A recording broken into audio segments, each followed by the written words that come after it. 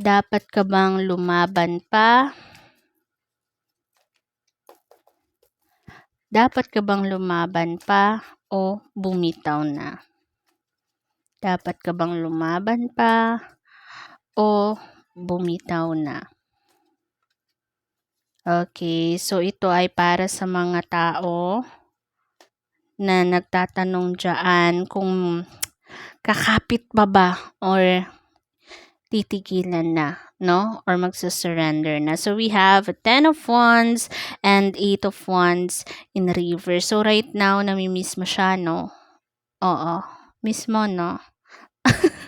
Oo, nilolong mo siya. Actually, matagal mo na siyang namimiss dahil we have a 10 of Wands. Kaya lang, napakalayo niya, no? Pwedeng by distance or yung feelings niya towards sa'yo, no? We also have 8 of Wands in reverse here. Gusto mong umaksyon, kaya lang hindi mo alam kung paano ka mag-uumpisa, kung anong gagawin mo, kung anong step, anong procedure, sinong tutulong sa'yo, paano mo gagawin yon. In short, hindi ka makakilos. Okay? Okay. So, Ate Ja, dapat ka pa bang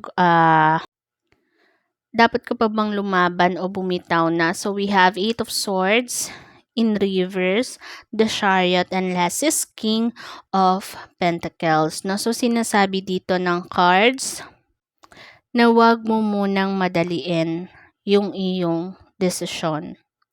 Okay, kasi we have 8 of Swords and the Chariot. So, meaning to say, bigyan mo muna ng time, no?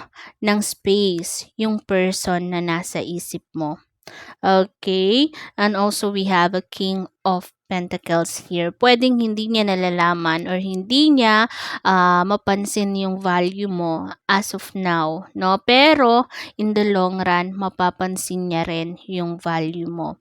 Okay, so bigyan mo muna siya ng time at doon ka magdesisyon kung mag-hold on ka ba o bibitaw na. Kasi kung ngayon, parang it's too early pa to decide. No, baka sabi mo, Ate Jay, nahihirapan na nga ako no? Parang gusto ko na lang bumitaw, pero parang gusto ko pa rin naman mag-hold on, di ba? Oo, so iniisip ko kung magpupush pa ba ako or mag-ano na, no? Sabi nga dito ng cards, wag ka nga munang makulit, no? Wag muna. Okay? Kasi hindi pa ito yung time para magdesisyon ka dyan.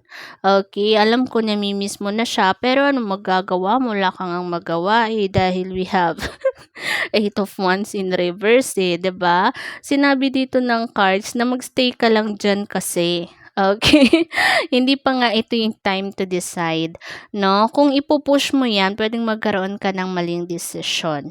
Okay, so baka sabihin mo, so Ate Ja, i-push ko lang, ganon. Hindi rin, no? Kasi pag pinush mo, pwedeng may gawin kang actions no? Ang sinasabi dito ng cards, just stay put lang, no? So wala kang ibang gagawin, wala kang ibang iisipin.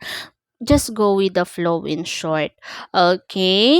Okay. And hindi mo rin naman siya kailangan i-let go. Totally wala kang ngang gagawin. Okay? Okay. So, kailan yung time na yon? Hindi pa natin masasabi yan. Maybe sa next reading natin kung pwede pa.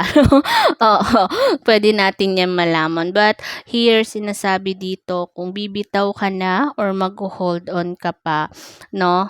Wag mo nang mag-decide ngayon. Okay? Okay. So, yun lamang.